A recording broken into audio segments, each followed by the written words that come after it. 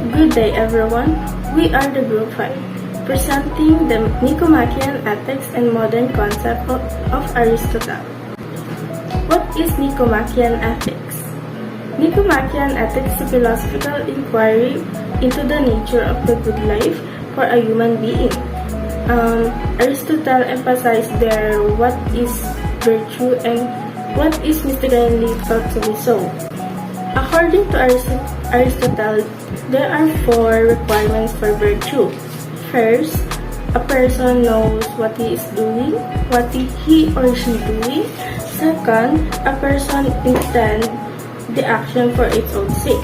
The third is a person take pleasure in it.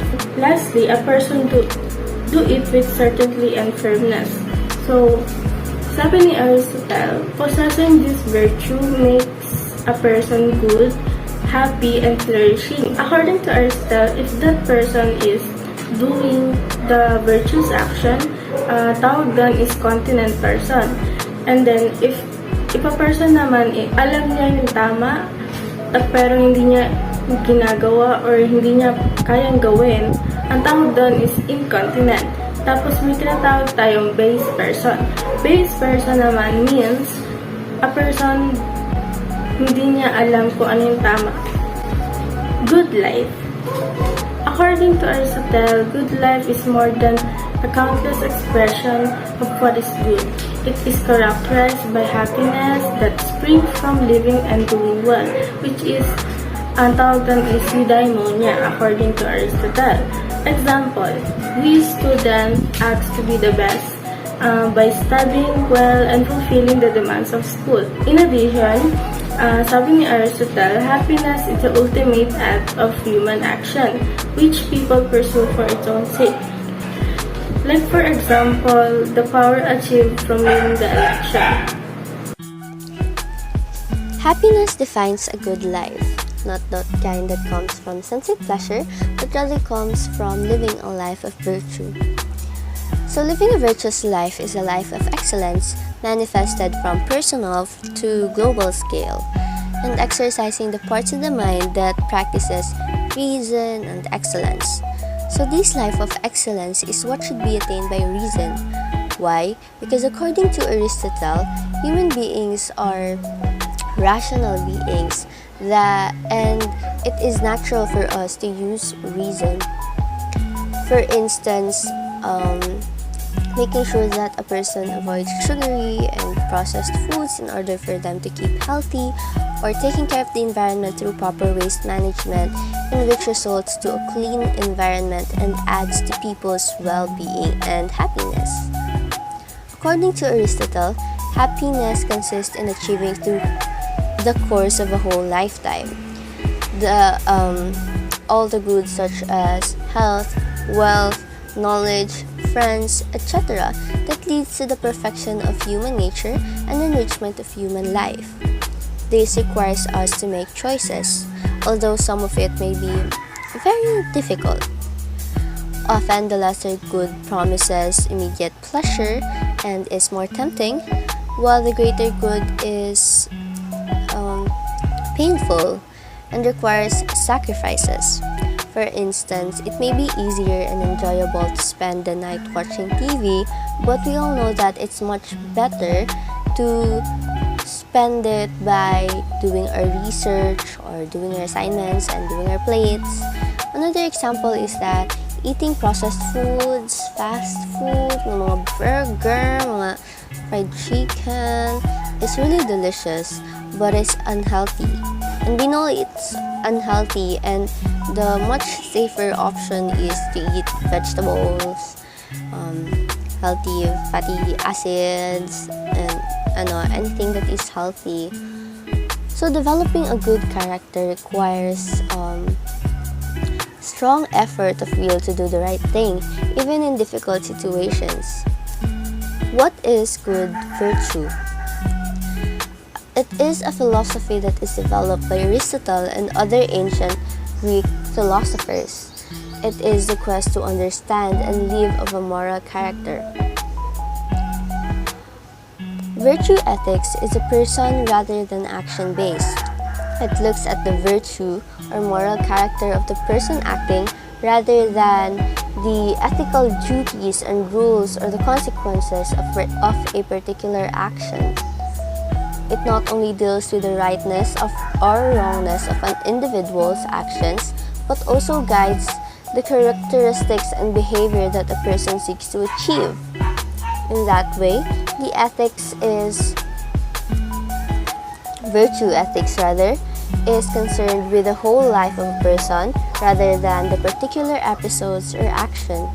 Virtue ethics is fueled by our desire to attain self-actualization and happiness. It also honed us to be the better versions of ourselves and helped us understand what it means to be a virtuous human being. Also, it is a guide for us for living a life without giving specific rules for resolving ethical dilemmas. The virtuous action requires discipline and practice. This character-based approach to morality assumes that we acquire virtue through practice. By practicing honesty, just, bravery, generosity, and so on, an individual can develop an honorable and moral character. According to Aristotle, by honing virtuous habits, people will more likely to make right choices when facing unethical challenges. Activities contrary to virtue, which is the vice, are those that not result happiness. For instance, the lack of discipline in eating healthy foods will eventually make a person sick, or overeating is not good for your body, or the lack of concern for the environment destroys the earth that we live in. So, the good life is marked by happiness. It is brought about by virtuous human actions and decisions that affect the individual self and the greater community. It is characterized by a life of flourishing for oneself and others. Happiness are the happenings that momentarily gladdens the heart or something that makes you happy and can change whenever prevailing conditions change. Yet, some people may misconcept happiness. Some of them are sad, depressed, or has anxiety, and they have different mechanisms of coping up. So some may use drug and hurting themselves as their coping mechanisms. They might feel happy or their problems might go away, but after a while they will feel miserable and they might feel the need to do it again in order to feel relief or satisfaction. Yet this is only a short-term pleasure, and this will only lead to a longer term of pain. So all those virtues such as generosity, temperance, friendship, courage, etc. that makes up a good life appears to be conspicuously absent in a life of drug use or self-harm. We cannot achieve happiness simply by enjoying the pleasures of the moment. Unfortunately, this is something that most people are unable to do or overcome in themselves. According to NICOMACHEAN's Ethics by Aristotle, he is happy who lives by complete virtue and is sufficiently equipped with external goods, not for some chance period, but throughout a complete life. So hi everyone, by the way, my name is Alan Jason Andrea, and this is the continuation of the previous reporter. So virtue is a moral excellence. A virtue is a trait or quality that is deemed to be morally good and thus is valued as a foundation of principle and good moral being. Virtue plays a significant role in the living and attainment of the good life. It is the constant practice of the good no matter how difficult the circumstances may be. And it is the excellence of character that empowers one to do and be good. So virtue teaches us that we must think, act, and speak based on our moral principles. not based on how the society or the media tells us. So it is like it is your willingness to do that, to do such things. So there are two kinds of virtue. First, let's discuss with the intellectual virtue. It is the deep personal qualities or character strengths of a good thinker or learner. The main owes its birth and growth to teaching. Depends to a large extent on the education received both for its production, for its increase, so does it need experience and time. So a person can be very knowledgeable and intellectually gifted. So the traits that aims at things like truth, knowledge, understanding, and having wisdom. For example, open-mindedness, intellectual rigor, intellectual humility, and inquisitiveness. So the second one is the moral virtue. It is the product of habit, action that promotes individual and collective well-being. So if we say moral, so moral is concerned with a relating to what is right and wrong in human behavior. It ables to tell right from wrong human beings or moral beings. So moral virtue, for example, generosity, honesty, solidarity, patience, and etc. So, moral values helps a person to become a better individual. And that would be all. Thank you. Hi, I'm Elisa Aguilayo, and at this juncture, we will discuss about modern morality. Morality is a living set of ideas. As a society, our ethics and morals have not changed. They have instead evolved to reflect the current views of society. The traditional values held by the older generation do not reflect the traditional values held by younger generations. This doesn't mean morality is dead. It just means each generation has breathed new life into morals. Bioethics is affected by changes in morals because bioethics, like morals, revolves around changes in viewpoints. The origin of bioethics is traced back in 1803 when Thomas Percival first mentioned it in reference to medical ethics. The Nuremberg Code in 1947 and the Declaration of Helsinki in 1964 set ethical guidelines for researchers and scientists.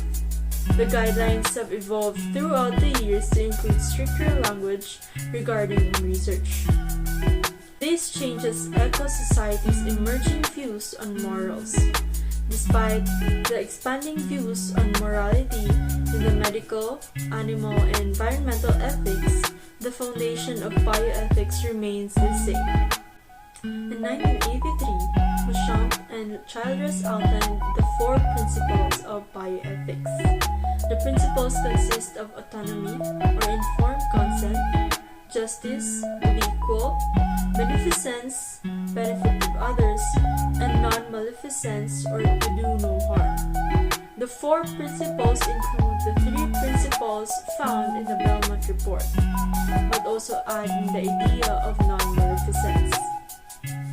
When developing new interpretations of morals and how they relate to the 4 principles, it's necessary to look at society's current moral trends.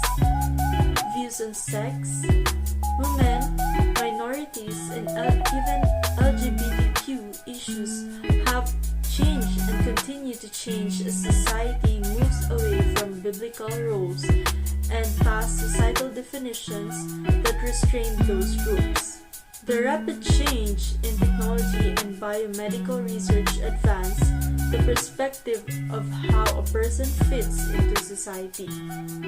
Many people no longer see themselves as part of the greater good, but instead as individuals working towards a greater good. To understand more about modern morality, here's a video presentation explaining what is modern morality. Welcome to the MCAT Multimedia Series, a MCAT analysis of Elizabeth Anscombe's Modern Moral Philosophy. Where do society's moral obligations come from? The philosopher Elizabeth Anscombe claimed that all modern British moral philosophers shared the same approach to morality. She called this morality consequentialism. The two main strands of this morality being utilitarianism, we morally ought to do whatever brings the greatest happiness to the greatest number of people, and deontology, the Kantian view that we morally ought to do whatever we could simultaneously will to be a universal law. In her 1958 paper, Modern Moral Philosophy, Anscombe argued that moral obligation only made sense in the context of divine authority, an authority that had been lost during the Church Reformation. This, if you like, traditional moral obligation of what we ought to do was an obligation to God, and in her view, was outdated in the modern world. Anscombe believed that the concept should be dropped and replaced with ethics that concentrate on virtues and the philosophy of psychology. So, what about some food for thought? An example of Anscombe's viewpoint in action. The chefs at an Italian restaurant follow an age-old recipe for bolognese sauce, written by the very chef who invented it.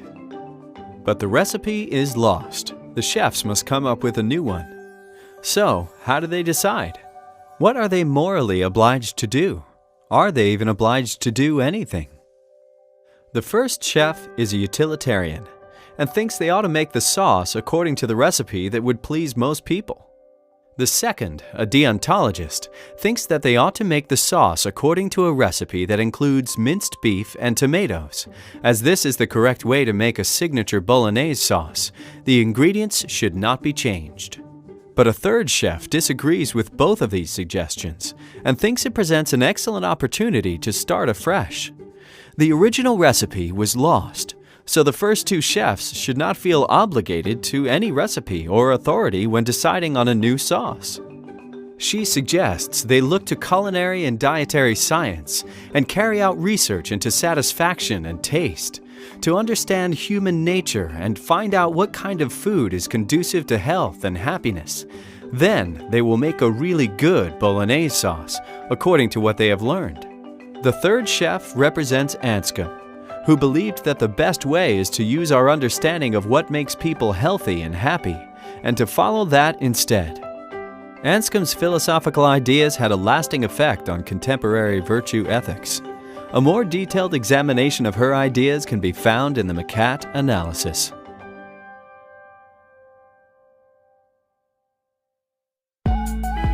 There are two main moral theories of modern virtue ethics, or known as neo-Aristotelianism, and these are Kant's deontological ethics and utilitarianism. Both theories have been adopted and modified by many scholars in recent history in order to make them more compatible with the latest demands in ethical reasoning and decision-making, and in particular by meeting the objections raised by modern virtue ethics. The first moral theory is Kant's deontological ethics. Kant's ethics is deontological in the sense that one has to obey the duties and obligations which derive from his supreme principle of morality, that is, the categorical imperative. Act only according to that maxim whereby you can, at the same time, will that it should become a universal law. The categorical imperative is a test for maxims which, in turn, determine whether certain acts have moral worth or not. A maxim is an individual's subjective principle or rule of the will, which tells the individual what to do in a given particular situation. If the maxim can be universalized, then it is valid and one must act upon it. A maxim cannot be universalized when it faces two severe instances. First, the case of logical inconsistency. The example of this is precept, which is against the perfect duty. And second is the case of impossibility to will the maxim to be universalized, or failing to cultivate one's talents, which is against also the imperfect duty. Perfect duties are those duties that are blameworthy if they are not met by human beings. One example of this, as I have said a while ago, is the suicide. Or somewhat we can say perfect duties are mostly described as negative duties, while imperfect duties allow for human desires and hence they are not as strong as perfect duties, but they are still morally binding that people do not attract blame if they do not complete them. Example of this is failing to cultivate one's talents. Imperfect duties are described as a duty that one needs to do. Kant's ethics is universal in the sense that the system of moral duties and obligations point at all rational beings, or not only human beings. Morality is not based in interests such as social contract theories, emotions and intuitions, or conscience, but in reason alone. Good day everyone. In modern ethics, there are two influential ethical frameworks that have helped human development throughout the years. And the first framework is Immanuel Kant's ethical framework, and the second one is utilitarianism, which I will be discussing today. So as a starter, we should know the founders of utilitarianism.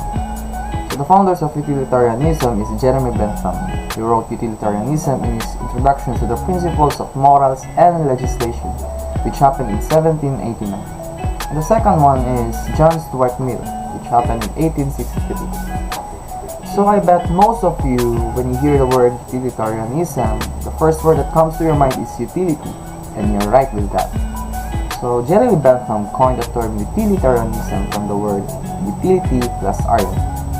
Bentham describes the word utility as beneficial, advantageous, pleasure, good, and happiness.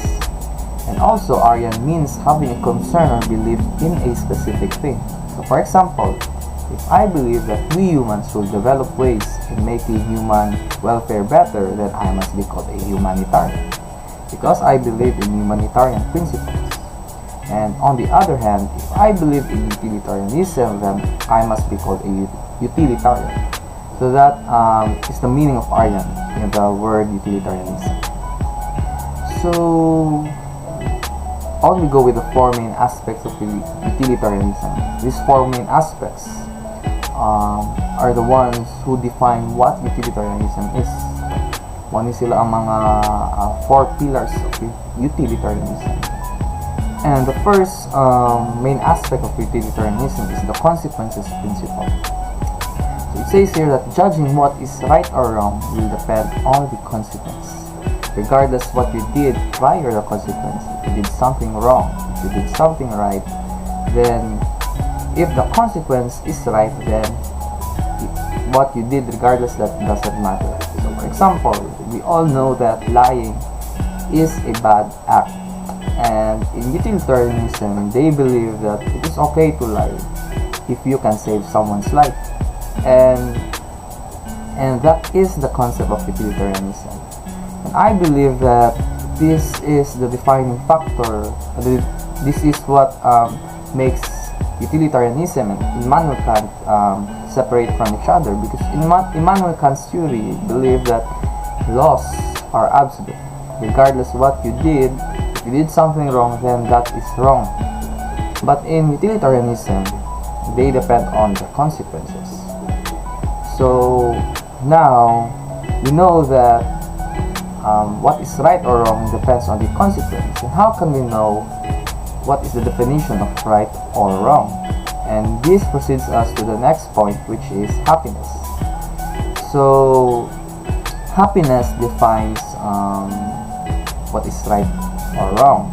So just like my group mates have mentioned earlier, happiness is the main goal for human life.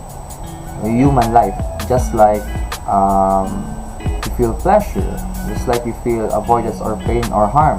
You feel fulfillment of desires or considering preferences and meeting some objective criteria of well-being.